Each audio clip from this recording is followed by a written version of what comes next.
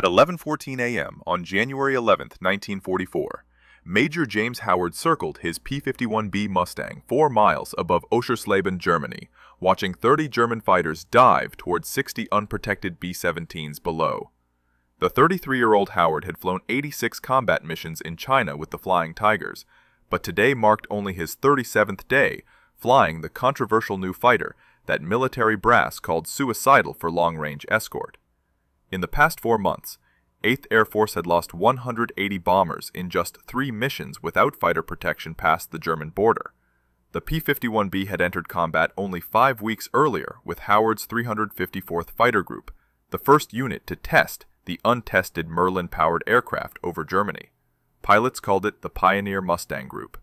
Between August and October 1943, unescorted bomber losses had reached 60 aircraft per mission over targets like Schweinfurt and Regensburg.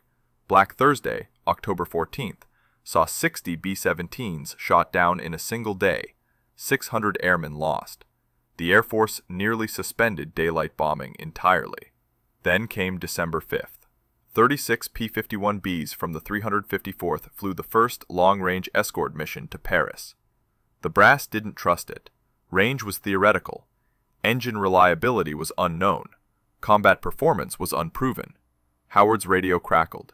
His 4-man flight had scattered, chasing a separate attack. He was alone. Below him, formations of Messerschmitt Bf-109s and Focke-Wulf Fw-190s closed on the 401st Bomb Group at 23,000 feet. The German interceptors had launched from 3 airfields around Brunswick. They'd been tracking the bomber stream for 18 minutes. The lead German fighters opened fire at 800 yards. A B-17 named Little Chum took hits in both wings. Another bomber, Hell's Angels, lost an engine. Black smoke poured from its number 3 nacelle. The formation tightened but couldn't evade. Without fighter escort, 60 bombers carrying 600 airmen would face the full weight of German interceptors for the next 37 minutes until they reached friendly airspace. Howard dove. He came in from above at 420 miles per hour, his 650 caliber machine guns converging on the nearest Fw-190. The German never saw him. Howard's first burst shredded the fighter's tail. It tumbled away smoking. He pulled up hard, loaded 7 Gs, lined up a Bf-109, fired. The 109's canopy exploded. Glass and metal fragments spiraled away. He kicked the rudder, rolled inverted, dropped onto another Fw-190. 3 down in 40 seconds, 27 still attacking. His wingman's voice should have been on the radio. Silence. His flight leader should have called rally points. Silence.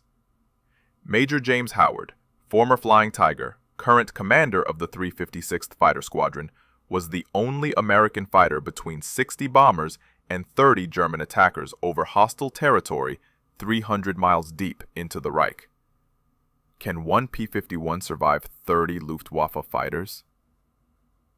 Please like to share this story, subscribe for more, and let's see what happens. Back to Howard. The German formation split. 15 fighters broke left toward the bombers. 15 stayed to deal with Howard. Both groups expected the lone Mustang to break off. Fighter doctrine was clear. Never engage when outnumbered more than 2 to 1. Howard had 15 to 1 odds in front of him and 15 more behind. He had 412 rounds remaining per gun, 2,472 rounds total.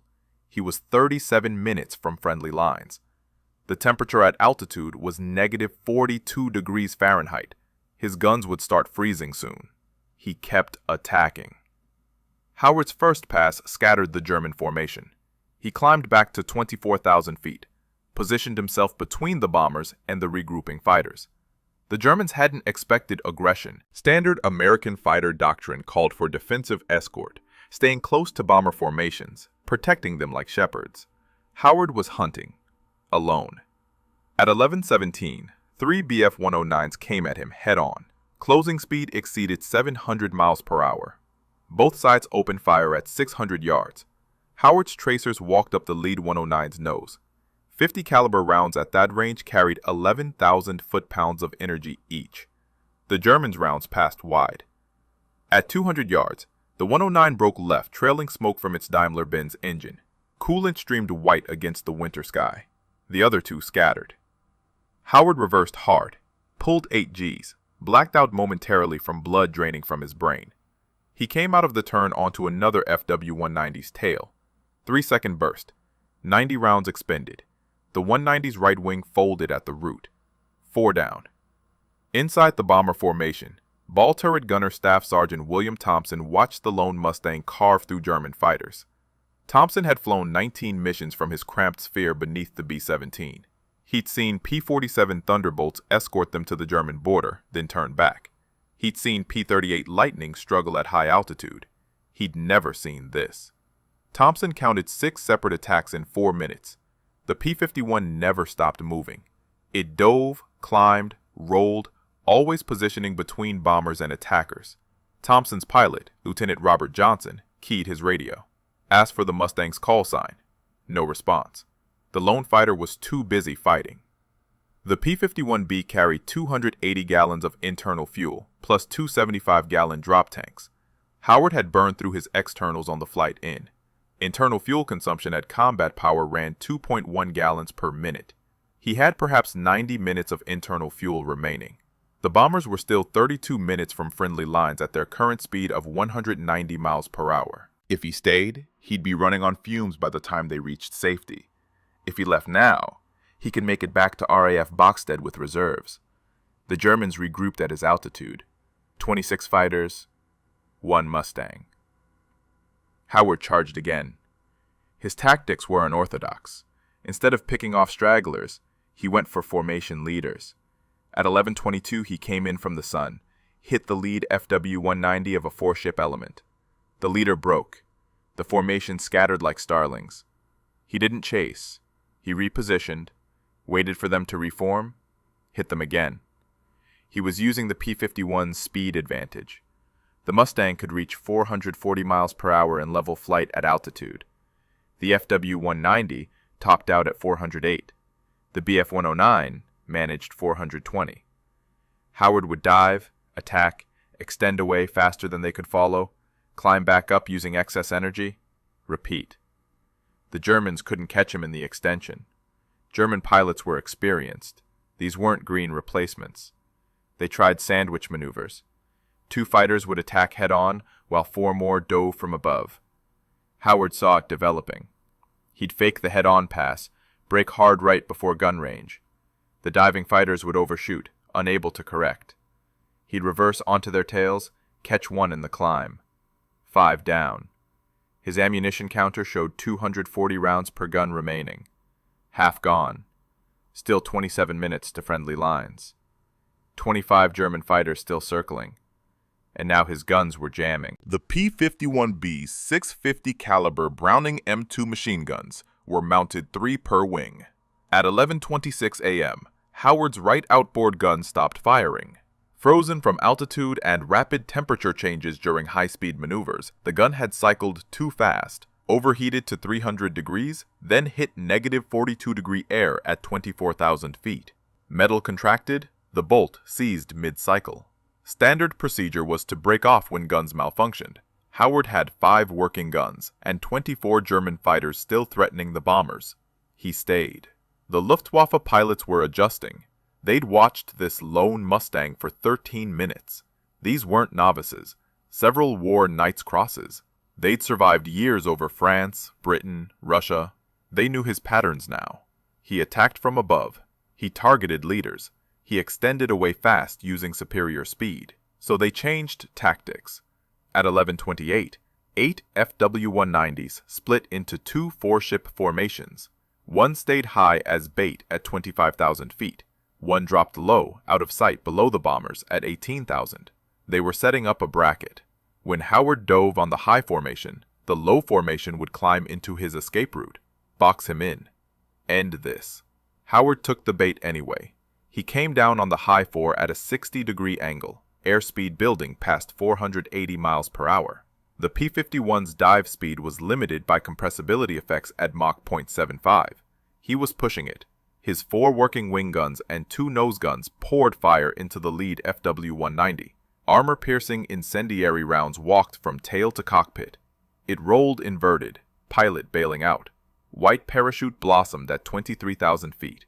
Howard pulled up hard, 7 Gs crushing him into his seat, blood draining from his head. His vision tunneled to a pinpoint. Gray edges closed in. He eased back pressure. Peripheral vision returned. The 4 fighters that had been hidden below were exactly where he expected. Climbing toward him at 3,000 feet per minute, BMW radials at full emergency power. He rolled inverted and dove at them. The German element leader, seeing a Mustang diving upside down directly at his formation at 500 miles per hour, broke left in confusion. His wingmen followed. Fighter pilots trained to expect rational behavior. This wasn't rational. This was insane. They scattered. Howard rolled upright, lined up on the trailing 190. 3-second burst. The 190's tail section disintegrated. Control surfaces gone. 6 confirmed kills. His left inboard gun stopped firing. 4 guns remaining. 1,600 rounds total. Inside the B-17 formation, Lieutenant Robert Johnson watched his fuel gauges. The 401st Bomb Group had been over target for 18 minutes. They'd dropped 12,000 pounds of 500-pound bombs on the Focke-Wulf factory at Oschersleben. Smoke rose 11,000 feet from the burning assembly buildings. They were heading home. But they were still 22 minutes from P-47 fighter range at the German border. The lone P-51 was still attacking. Johnson counted 9 separate engagements. The Mustang pilot hadn't stopped for breath. At 11:33, Howard's ammunition counter hit 100 rounds per gun, 400 rounds total across 4 working guns. At his current rate of fire, 3-second bursts, 90 rounds per attack, that gave him perhaps 4 more attacks. Maybe 5 if he used 1-second bursts. The Germans still had 22 fighters operational. They were forming up again. Tighter this time. Rata pairs. Finger 4 elements. They'd learned. They wouldn't scatter anymore. They'd learned this Mustang pilot's tricks. Howard checked his fuel gauge. 73 gallons remaining. Enough to get home. Barely. If he left now. The bombers were 19 minutes from safety. The German formation was diving toward them. 22 against 1. 4 working guns. 400 rounds. 73 gallons. Negative 42 degrees. His hands were numb inside his gloves. He climbed to meet them head-on. 22 Fw-190s and Bf-109s dove at the bomber formation in 3 waves. The first wave, 8 fighters, targeted the lead squadron. The second wave, 7 fighters, went for the high squadron. The third wave, 7 fighters, positioned to catch any stragglers. It was textbook Luftwaffe doctrine. Overwhelming force, multiple attack axes, divide the escorts, destroy the bombers. There was only one escort. Howard hit the first wave head-on at 11:34.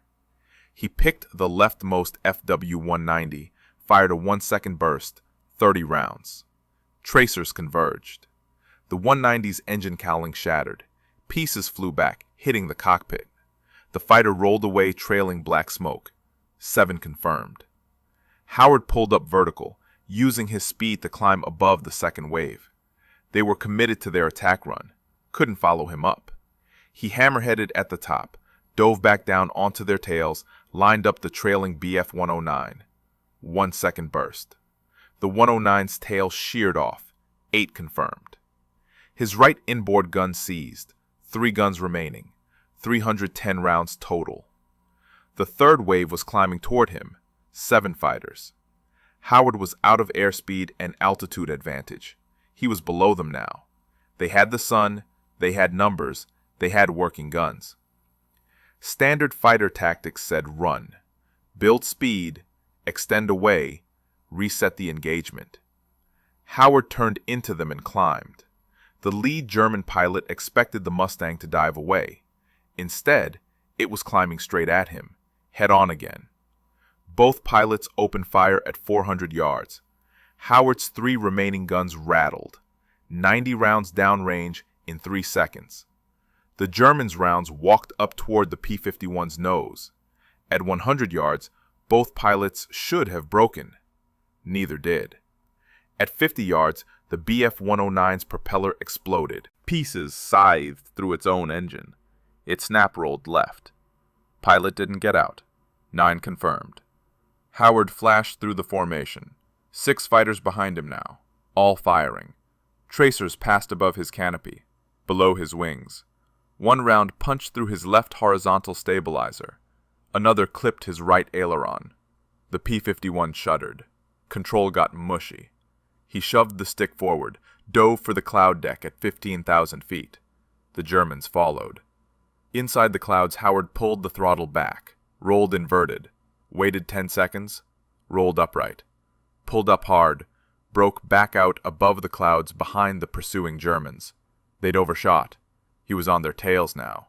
He picked the last fighter in the string, a Fw-190. 2-second burst, 60 rounds. The 190's canopy blew off. Pilot slumped forward. The fighter entered a spin. 10 confirmed. His left wing gun seized. 2 guns remaining. 160 rounds. The formation was scattered again. Howard climbed back to 24,000 feet. His fuel gauge showed 58 gallons. The bombers were 16 minutes from safety. He could see P-47 Thunderbolts in the distance, black dots coming from the west. The relief force. But they were still 12 minutes away. The Germans were regrouping. 19 fighters left. They'd stopped trying to reach the bombers. They were focused on him now. All 19. 1 pilot, 2 guns, 160 rounds, 58 gallons. 12 minutes until help arrived. His oxygen system warning light flickered. Low pressure. His mask felt loose. He tightened the straps with numb fingers. The Germans formed up line abreast. All 19. Coming straight at him. No fancy tactics anymore. Just mass and firepower. Howard turned toward them. 19 German fighters in line abreast formation stretched across 2 miles of sky. When they opened fire, it would create a wall of lead half a mile wide. No evasion possible, no escape route. Just fly through it or die trying. Howard checked his ammunition counter. 160 rounds across 2 guns, 80 rounds per gun. At 600 rounds per minute cyclic rate, that was 8 seconds of firing time per gun. 16 seconds total if he fired both simultaneously. The range closed. 1,000 yards. 900. 800. The Germans opened fire at 700 yards. Too early. Rounds fell away before reaching Howard's aircraft. He waited. 600 yards. 500. At 400 yards, he fired both guns. 3-second burst. 90 rounds expended. 70 remaining. His tracers converged on the center aircraft, a Bf-109. The fighter's wing root erupted. Fuel tank detonated.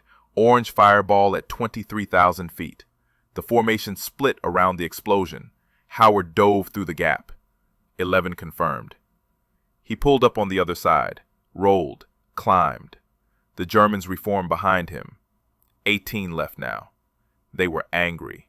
This lone American had killed 11 of their comrades, destroyed 11 fighters, made fools of an entire Jagdgeschwader. They closed again. Tighter formation. No gaps this time. Howard's fuel gauge showed 49 gallons. His oxygen warning light was solid red now. Each breath came harder. Altitude was affecting him. Hypoxia crept in. His fingers tingled. His vision narrowed. He shook his head. Focused. The bombers were 13 minutes from safety. P-47s were 9 minutes out.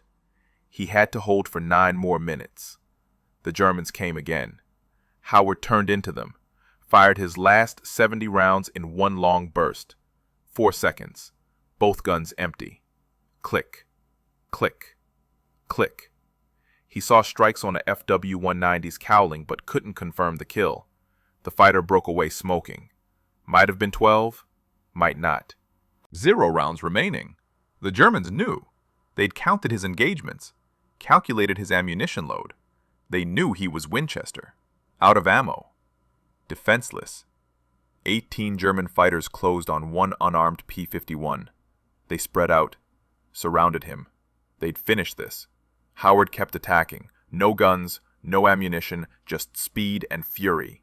He dove at the nearest Bf-109. The German pilot saw him coming, saw the Mustang's guns weren't firing, held his course, expected Howard to break off. Howard didn't break. He lined up on the 109's tail, closed to 50 feet. The German broke first, dove away. Howard followed him down to 18,000 feet, stayed on his tail. The 109 leveled out, tried to extend. Couldn't. The Mustang was faster. Howard closed to 20 feet. The German pilot looked back, saw the Mustang's propeller inches from his tail. He broke hard left, nearly stalled, recovered, dove for the deck. Howard climbed back up. 37 gallons of fuel, 12 minutes to safety, 8 minutes until P-47s arrived. 17 German fighters left. They formed up again, came at him again. He turned into them again, guns empty, fuel low, oxygen failing. His hands shook on the stick, not from fear, from cold and hypoxia. The temperature was negative 44 degrees. His heater had failed 20 minutes ago. One unarmed P-51, 17 German fighters, 8 minutes. He kept fighting. At 11:41 a.m., Howard dove at another Bf-109. No guns firing, just intimidation. The German held his course for 3 seconds, then broke. Howard followed him through the break, stayed on his tail through 2 full rolling scissors. The 109 pilot was good, but Howard was better. After 40 seconds of pure maneuvering, the German disengaged, dove away, gave up. One enemy fighter neutralized without firing a shot. Inside B-17 Hell's Angels, co-pilot Lieutenant James Wilson watched through his side window. The lone Mustang was still fighting. 27 minutes into the engagement, Wilson had counted 12 separate dogfights. The P-51 wasn't firing anymore, just chasing. The Germans kept breaking off. They thought it was a trap. They thought other Mustangs were hiding in the sun. There were no other Mustangs. Just one pilot. One aircraft. 0 ammunition. The German formation leader made a decision. Split the force. 8 fighters stayed high to engage the Mustang. 9 fighters dove for the bombers. If the American wanted to fight, fine. Let him fight. But the bombers would die. Howard saw the split. He had to choose, fight the 8 or save the bombers from the 9. He couldn't do both. He turned toward the 9 diving fighters. He caught them at 19,000 feet, came in from their 7 o'clock high, lined up on the leader. Didn't fire, because he couldn't. The German leader saw him coming, broke hard right. His wingman followed. The formation scattered. Howard picked another target, closed to 30 feet behind a Fw-190. The German looked back, saw the Mustang. No muzzle flashes, but he broke anyway. Dove away. Howard chased 2 more fighters, got on their tails. They both disengaged. The 8 fighters that had stayed high were diving on him now. Howard pulled up to meet them. His airspeed bled off. 190 knots, 170, 150. Stall speed was 120. He was hanging on his propeller. The Germans opened fire at 200 yards. Rounds passed below him. He kicked rudder, skidded left. More rounds. He shoved the nose down, dove away, built speed, 200 knots, 250, 300. He pulled back up. The Germans had overshot. His fuel gauge showed 28 gallons, warning light flashing red, 5 minutes of fuel at combat power, maybe 7 at cruise. The bombers were 7 minutes from safety. P-47s were 4 minutes out. He could see them clearly now. 36 Thunderbolts, black and white invasion stripes, coming fast. At 11:44, the German formation leader called off the attack. The P-47s were too close. The Americans would have numbers advantage. Time to go home. 18 German fighters turned east, headed back to their bases around Brunswick. They'd lost 11 aircraft, 11 pilots, against 1 Mustang. Howard watched them go. His engine coughed, fuel pressure dropping. He adjusted the mixture, leaned it out. The engine smoothed. He turned west, followed the bombers. The P-47s formed up around the B-17s. One Thunderbolt pilot pulled alongside Howard, gave him a thumbs up. Howard nodded. too tired to return the gesture. At 11:47, 33 minutes after it began, the engagement ended. 60 B-17s headed home. Every single bomber that Major James Howard had defended survived. Not one was shot down. 600 airmen lived, because one pilot refused to leave. Howard's fuel gauge read 11 gallons when he crossed the English coast at 12:23 p.m. Howard landed at RAF Boxted at 12:51 p.m. His P-51B rolled to a stop on the hardstand. Ground crew ran to the aircraft. They'd heard radio chatter, something about a lone Mustang over Germany. They opened the canopy. Howard sat motionless for 10 seconds, then climbed out. His legs nearly buckled. 3 hours and 37 minutes in the cockpit. 90 minutes of continuous combat. He walked around the aircraft with his crew chief, Technical Sergeant Henry Rudowski. Rudowski counted the damage. 1 round through the left horizontal stabilizer. Another through the right aileron. 37 bullet holes total. Most were small caliber, German rifle caliber machine gun rounds from long range. But 3 were 20mm cannon strikes. 1 had punched through the wing root, missed the fuel tank by 6 inches. Rudowski looked at Howard, asked how many he got. Howard said, maybe 3, maybe 4.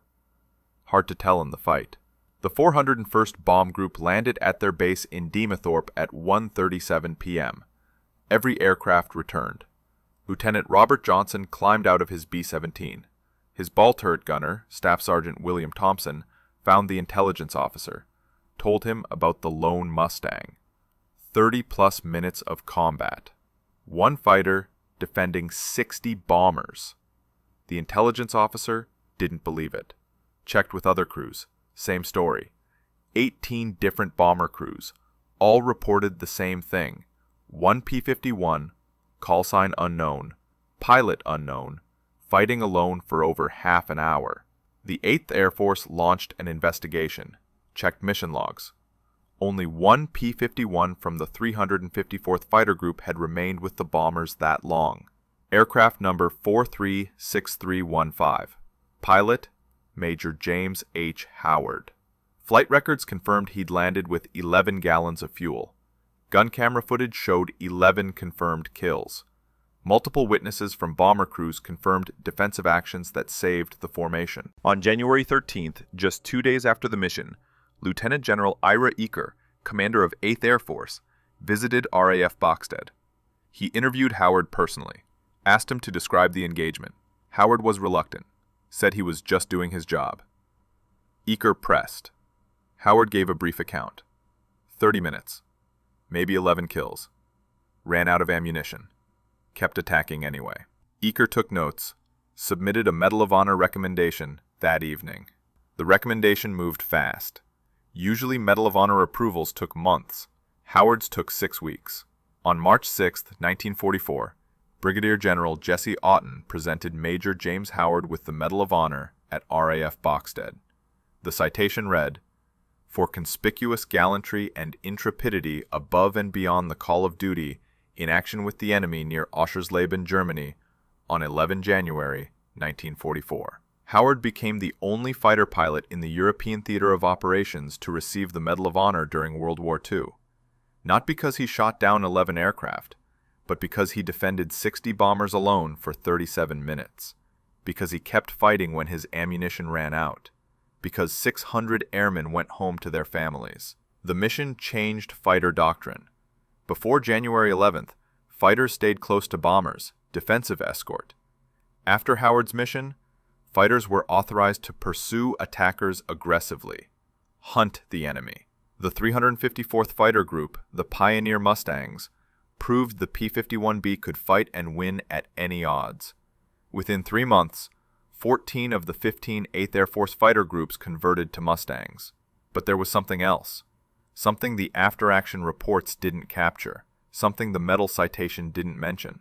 The bomber crews never forgot. 60 B-17s returned from Oschersleben on January 11th. 600 men. After they landed, word spread through the 8th Air Force. A lone Mustang. 1 pilot.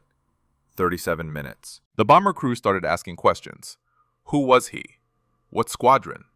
The 401st Bomb Group tracked down Howard's unit. On January 18th, 7 days after the mission, crews from the 401st traveled to RAF Boxstead. They found Howard, shook his hand, thanked him. Some cried. Staff Sergeant William Thompson, the ball turret gunner who'd watched the entire fight, told Howard he'd counted every engagement, told him he'd never seen anything like it, told him he owed his life to that silver P-51. Thompson survived 23 more missions, made it home to Pennsylvania, named his first son, James. The 354th Fighter Group continued operations until May 8, 1945, VE Day. The Pioneer Mustangs flew their last combat mission over Germany that morning. Final tally, 701 aerial victories, more than any other American fighter group in the European theater. 42 pilots became aces, but they paid a price. 128 P-51s lost in combat, 60 pilots killed or missing, 54 captured. Howard flew 26 more combat missions after Oschersleben. He shot down 6 more German aircraft. Total kills, 17. But he was never alone again. Fighter Command changed escort procedures after his mission. No more solo operations. No more individual heroics. Flights stayed together.